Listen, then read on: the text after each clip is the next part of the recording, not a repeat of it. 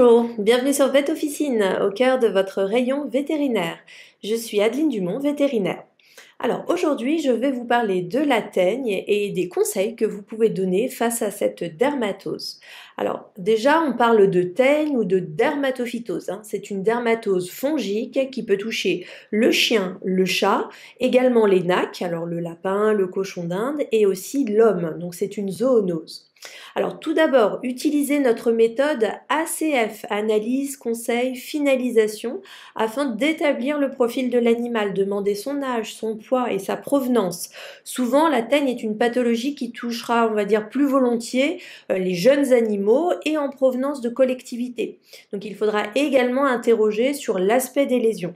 Alors je vous fais un petit rappel justement sur les lésions de la teigne chez l'animal. En général, on aura une perte de poils sur une surface localisée et les lésions sont en général rondes, un petit peu croûteuses et en général, il n'y a pas de prurite majeur. Chez l'homme, les lésions s'appellent la route Sainte-Catherine ou un herpès circiné et ce sont des lésions qui sont circulaires avec vraiment un bord rougeâtre.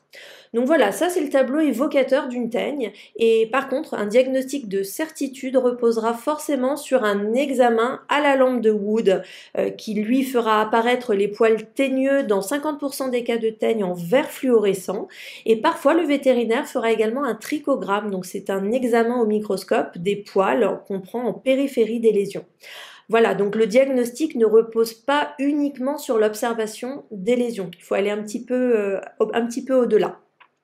En tout cas, si vous avez une suspicion vous pouvez recommander en première intention un traitement local sans prescription pour commencer donc à base d'énilconazole. Ce produit, c'est l'Imaveral qui est utilisé sous forme de shampoing. Alors l'idée donc déjà en termes d'utilisation, il faut faire une dilution au 1/50e, c'est-à-dire donc 1 ml d'Imaveral pour 50 ml d'eau tiède et après on applique à rebrousse-poil sur tout le corps. On fait attention aux yeux, aux oreilles et après il ne faut pas rincer, il ne faut pas sécher. Donc on fait attention aux coups de froid.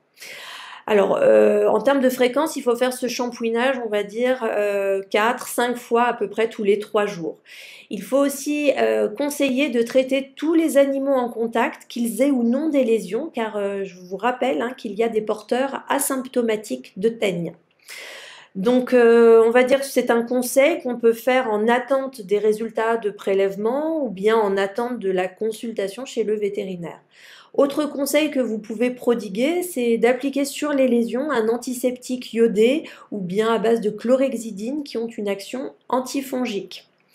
Donc je vous rappelle, c'est une zoonose, donc c'est important de recommander la visite chez le vétérinaire qui lui donnera en complément un traitement Péros qui est sur prescription et qui souvent donc est indispensable à la guérison. Là, il y aura plusieurs produits que vous pourrez voir passer sur les ordonnances. Alors il y aura le Fulviderm en comprimé à base de gryséofulvine, donc c'est le moins cher et il a une AMM chat et chien. On aura le Kétofingol 200 mg avec une AMM chien et il est à base de kétoconazole et l'itrafungol en solution buvable à partir d'itraconazole avec l'AMM pour le chat. Donc l'itraconazole, c'est un traitement qui est onéreux mais très efficace. Alors parfois on a des cas récalcitrants et on peut compléter tous ces traitements avec un traitement de l'environnement avec par exemple du Clinafarm, générateur de fumée à base d'énilconazole, vraiment pour se débarrasser des spores de champignons dans l'environnement. Vous pouvez également conseiller un passage de l'aspirateur régulier dans la maison. N'oubliez pas la voiture, le panier et bien jeter les sacs d'aspirateur. Voilà, j'espère que cette formation vous sera utile pour bien conseiller vos clients. N'oubliez pas de vous abonner sur notre chaîne YouTube. L'inscription sur notre site Vet Officine est gratuite. Si vous souhaitez disposer de tous nos services, abonnez-vous. Bon conseil!